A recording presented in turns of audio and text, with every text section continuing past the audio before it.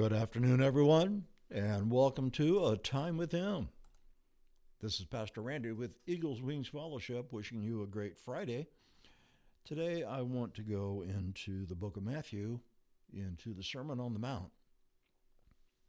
And we should all know the Sermon on the Mount. I'm not saying you have it all memorized, but it is the greatest sermon in history. We're going to go into Matthew 5, beginning in verse 13, talking about what we're supposed to be. Of course, Jesus is speaking here, and I'm reading this out of the CSB, so follow along in whatever translation you may be reading. You, Jesus begins, are the salt of the earth. But if the salt should lose its taste, how can it be made salty? It's no longer good for anything but to be thrown out and trampled under people's feet. You are a light of the world. A city situated on a hill cannot be hidden. No one lights a lamp and puts it under a basket, but rather on a lampstand, and it gives light for all who are in the house. In the same way, did you catch that? In the same way, let your light shine before others, so that they may see your good works and give glory to your Father in heaven. That's a pretty amazing statement, isn't it? And that's only part of an amazing sermon within itself. But he makes these comparisons here. Who are we? And what must we do?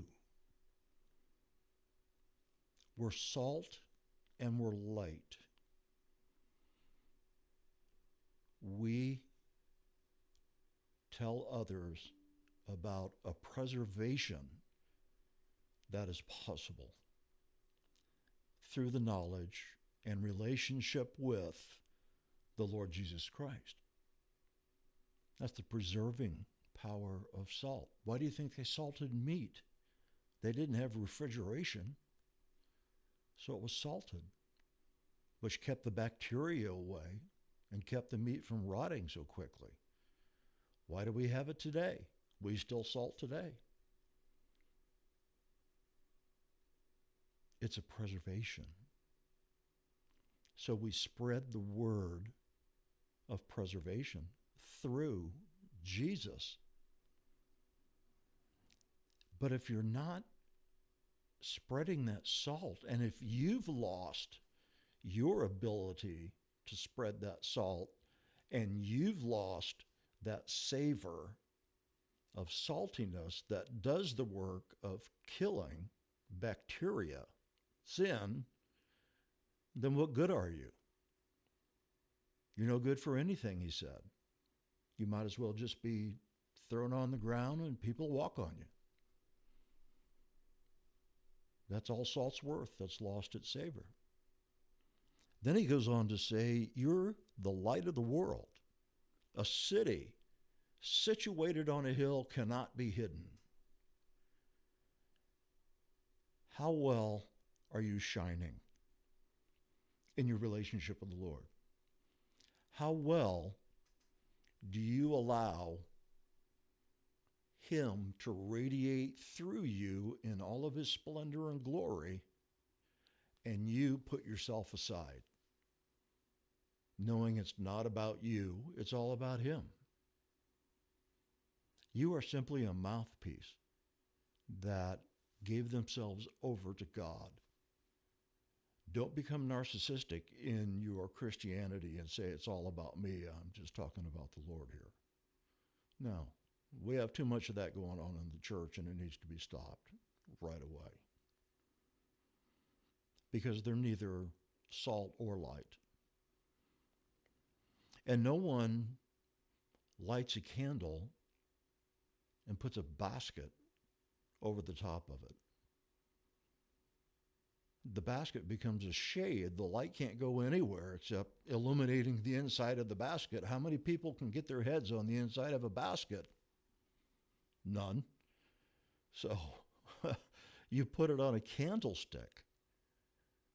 Once it's on the candlestick, it will illuminate, and here he says, the entire room, the entire house. We burn candles here all the time, not for religious purposes, but because we like candles. But with all the lights out, the electric lights out, it's phenomenal to see how much light a candle can put off. So you don't have to be a super Christian and think that you have to have degrees in theology and all of those things. Just be a candle. Trim your wick, get rid of the burnt part that no longer does any good. Make sure your wick is sustainable and let it burn. Let others be able to see Christ through you and in you and illuminate the darkness that is hiding in them. True, there are some that may not like that illumination. They may not like that darkness being exposed, as we talked about yesterday. But that doesn't matter.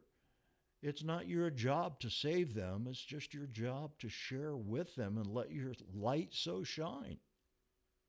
So let it shine, and don't be ashamed of your candle. Don't be ashamed of the luminescence of God radiating forth out of you.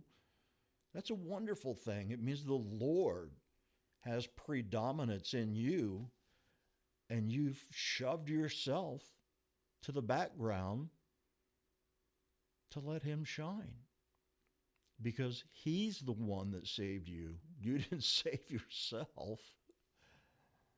And my time's dwindling down. So remember these few lines out of the Sermon on the Mount, and go back and read them if you want. Matthew 5:13 through 16. Doesn't sound like much, but boy, if you unpack all that stuff, there is so much truth in there. And then if you want to get really fussy about it, break out your concordance and break out your Strongs and go to town on it and just have a blast with it. Because you'll find some interesting things. And you'll find some interesting things about yourself as you go through it. So, weekend's coming up. It's Friday. Sunday's coming. We'd love to have you here at Eagles Wings Fellowship. And you can see the information on the crawler at the bottom of the screen. But we'd love to have you here. And remember, God so loved the world that he gave his only begotten Son, that whosoever believes on him will not perish, but have everlasting life. For God did not send him into the world to condemn it, but through him, Jesus, the world might be saved. Be one of those saved ones. And if you're saved already, make sure your light's shining. And if it's a little bit dull, trim your wick, turn it up, fill up the oil, do whatever it takes, and get about your Father's business. So until next time, this is Pastor Randy. Thank you for joining us for a time with him. I pray you have a wonderful weekend, and we shall see you next time. God bless you. Bye-bye.